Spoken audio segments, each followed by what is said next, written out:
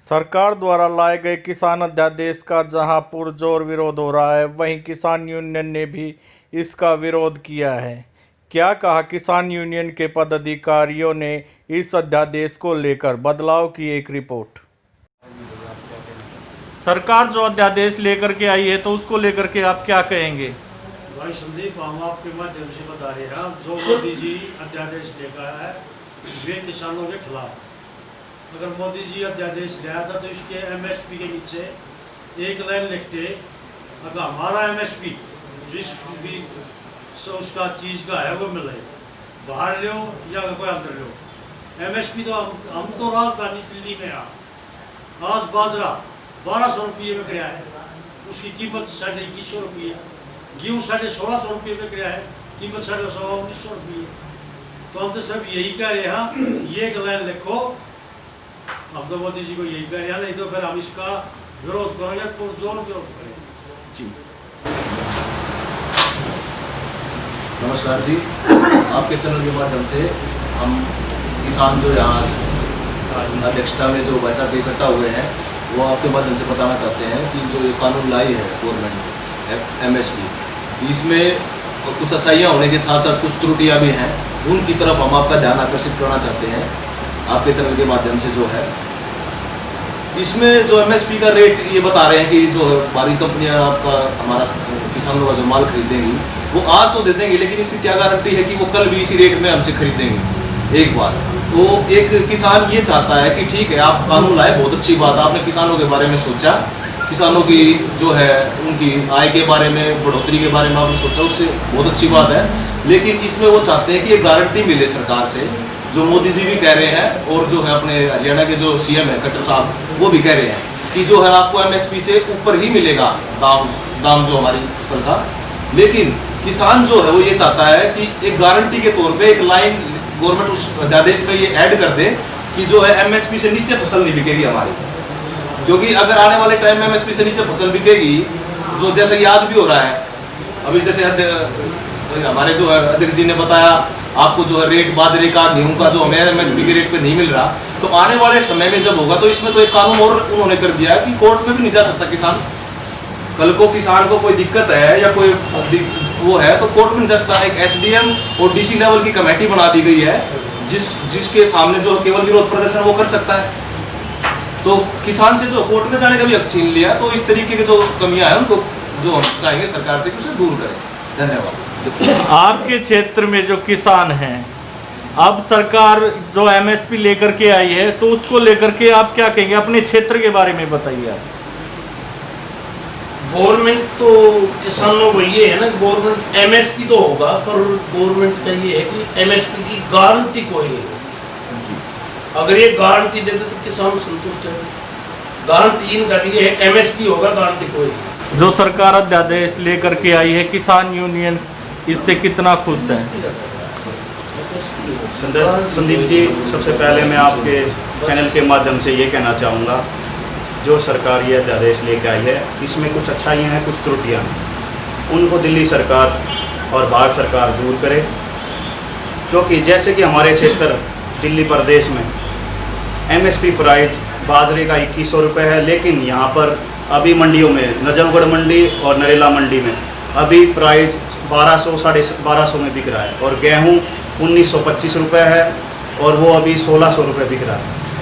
और कोई भी, जैसे कि सरकार कह रही है कि एमएसपी नहीं जाएगी, लेकिन गारंटी भी नहीं दे रही है सरकार एमएसपी के लिए कि आगे क्या पता जो कॉन्ट्रैक्ट हैं, जो बिजनेसमैन हैं, जो किसानों से डायरेक्ट खरीदेंगे फसल, उसका कोई पक्का नहीं है कि वो एमएसपी प्राइस पे ही खरीदेंगे।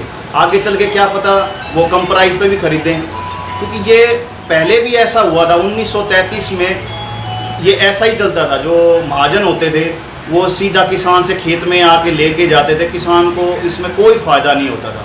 और यही पॉलिसी 1977 में यूरोप में भी लागू हुई थी। आप चेक भी कर सकते हैं, गूगल भी कर सकते हैं, उसमें भी वहाँ पे किसानों को सिर्फ 15% का ही फ़ायदा हुआ है और 45% बिजनेसमैन का ही फ़ायदा हुआ वहाँ पर भी किसानों को। यूरोपियन तो बहुत ज़्यादा एडवांस है हमसे, वो भी करोड़ों रुपए सब्सिडी के लिए किसानों को जीवित रहने के लिए देते हैं। और दूसरी बात ये है कि दूसरा कॉन्ट्रैक्ट फार्मिंग, अगर कॉन्ट्रैक्ट फार्मिंग, अगर बिजनेसमैन अगर कॉन्ट्रैक्ट करता है किसान के साथ, अगर कोई भी त्रुटि या कुछ भी उनके आपस में अनबन हो जाती है, तो उसके लिए यानी कि सिर्फ किसान सिर्फ SDM तक जा सकता है, ना कि कोर्ट में नहीं जा सकता। तो मैं भारत सरकार से कहना चाहूँगा कि ये लाइन भी जोड़ी जाए कि किसान भी कोर्ट जा सके, अगर कुछ भी व्यापारी के साथ कुछ भी अनबन होती है, कुछ भी होती है, तो वो भी कोर्ट में जा सके और अपनी फसल का पूरा मुआवजा ले सके। सर, जिस तरह बताया जा रहा है कि शीला दीक्षित जी ने किसानों का दर्जा यहाँ से ख़त्म कर दिया था कि किसान नहीं है दिल्ली में, तो उसको लेकर के क्या आपने क्या कार्य किए? क्या वहाँ जाकर के आपने केजरीवाल जी को बोला कि यहाँ पर किसान मौजूद हैं? अब पूरे हमने उसको केजरीवाल जी को भी बोला है, पूरी दिल्ली में भी किसान तो बहुत ज़्यादा हैं। खेती होती पूरी नरेला से लेकर उधर बदरपुर तक आगे तक पूरी काफ़ी ज़मीन अभी तो दिल्ली में बहुत ज़्यादा किसान है, अभी यहाँ कोई नहीं है। लेकिन किसानी का दर्जा तो यहाँ शीला दीक्षित जी ने ख़त्म कर दिया था। खत्म तो कर दिया, वो मुख्यमंत्री थी, उसकी कलम थी, उन्होंने कर दिया, लेकिन वो गलत किया उन्होंने जो शीला दीक्षित ने किया। तो इस गलती को सुधारने के लिए आप केजरीवाल जी से मिले हैं कभी? मुलाकात हुई है, लेकिन अभी उन्होंने इस बारे में कोई ठोस कदम नहीं उठाया है, लेकिन उन्होंने आश्वासन दिया है कि भाई करेंगे, लेकिन देखते हैं कब वो करेंगे इस चीज़ को। अगर वो ठोस कदम नहीं उठाते तो आपकी क्या होगी? उसके भी विरोध में हम प्रदर्शन धरना जो भी होगा हम करेंगे, उसका भी हम विरोध करेंगे क्षेत्र में। अब मेरा एक क्वेश्चन है इन सब से हटके पोल्यूशन को लेकर के, जिस तरह दिल्ली के किसानों पर इल्ज़ाम लगाया जाता है कि दिल्ली का किसान पोल्यूशन फैला रहा है पुराली जला करके।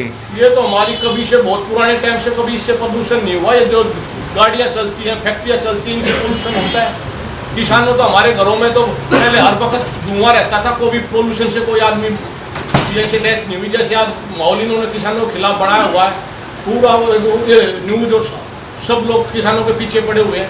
धुआं तो हमारे घर में 24 घंटे रहता था, सारा काम धुएं से होता था, लकड़ियों से, इससे होता था, उपलों से। हमारा तो रोहतक में जो लाठीचार्ज हुआ था किसानों को के ऊपर, तो उसको लेकर के क्या करेंगे? वो तो उसका तो पूरा विरोध करते हैं। खट्टर ने बहुत ही मतलब गलत किया है ये। किसानों पर कहीं भी इस तरह का वो अत्याचार नहीं होना चाहिए। अपनी मांगों के लिए तो हर एक आदमी को अधिकार है अपना विरोध करने का।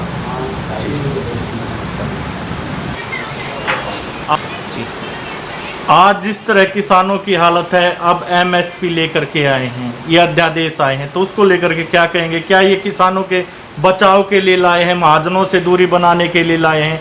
क्या होगा इसका फायदा इनको किसानों को? भाई साहब, मैं आपको एक चीज़ बताना चाहता जी। हूँ। आज जो पार्टी सत्ता में है जी, वो कल विपक्ष में थी, ठीक है, वो किसानों के साथ थी। आज जो विपक्ष में है वो कल सत्ता में थी जी। तो किसानों को तो इन्होंने है ना एक डुगडुगी बना रखा है जी, ठीक है। किसानों का बेटा देश पे रक्षा करता है, वहाँ बॉर्डर पर जवान बन गए। और आज ऐसा हुआ जो मैं आपको बता रहा हूँ, पीपड़ी में जो हुआ किसानों का 94 साल के पापा को लकड़ियाँ मारी है, यहाँ से हाथ टूटा हुआ है उसका। तो ये मतलब काला दिवस है ये किसानों के लिए। हमारे चैनल के माध्यम से आप किसानों के लिए क्या अपील करेंगे? मैं किसानों के लिए यही अपील करूंगा जी, देखो किसान इस बिल पे एक चीज़ लिख के दे दो जी, स्पष्ट बात है भाई, MSP का फिक्स रेट है, उसके नीचे किसान अपना बाजार में बेचो या बाहर बेचो, उससे नीचे नहीं बिकेगा जी, ठीक है। मैं ये कहना चाहता हूँ किसानों को अपनी चीज़ का उचित मूल्य मिलना चाहिए। मैं आपको बताना चाहता हूँ भाई साहब, अगर एक कोई आदमी चप्पल बनाता है तो अपनी चप्पल का रेट फिक्स कर देता, भाई 50 रुपये पर चप्पल बिकेगी। और किसानों की कीमत की वैल्यू 1-2 पैसे का आदमी लगाता है, भैया इतने। आज आपको पता होगा गेहूँ 1600 रुपये में बिक रहे हैं जी, और गेहूँ का सरकारी MSP 1975 रुपये कर दिया 50 रुपये बढ़ाने के बाद। तो मैं ये कहना चाहूँगा किसानों को अपनी मेहनत का, एक आदमी अगर खेती करता है तो एक किसान की मजदूरी नहीं होती है। आज के टाइम में 500 रुपये मजदूरी चल रही है, उसका बेटा, किसान का बेटा खेत में काम करता है, उसकी घरवाली काम करती है, उसके बच्चे काम करते हैं। तो आप एक ये लगा लो, ओवर टाइम लगा के एक किसान एक दिन में 2000 रुपये की दाढ़ी कर रहा है जी, और 2000 रुपये की दाढ़ी करने के बाद उसको 4 महीने में फसल पकती है, तो उसके हिसाब से आप देख लो कितना मिलना चाहिए। और एक बात और कहना चाहता हूँ भाई साहब, अब ये मोदी जी प्रधानमंत्री है देश के, कल ये विपक्ष में तो ये कह रहे थे भाई हम सबसे पहले आते ही किसानों की स्वामीनाथन आयोग रिपोर्ट एक कलम से कर देंगे। आज वो लागू क्यों नहीं कर रहे, ये बताओ मेरे को। और यही वे नेता है जो आज ये कह रहे हैं, ये कल ने विपक्ष में थे, ये बुरसट काट के प्रदर्शन कर रहे थे, भाई हम किसानों के साथ। यदि आप हमारी वीडियो को YouTube चैनल बदलाव की ओर पर देख रहे हैं तो हमारे बदलाव की ओर चैनल को शेयर और सब्सक्राइब करें ताकि हम नई नई वीडियो आप लोगों तक पहुंचा सके और इस जानकारी से आपको अवगत करा सके।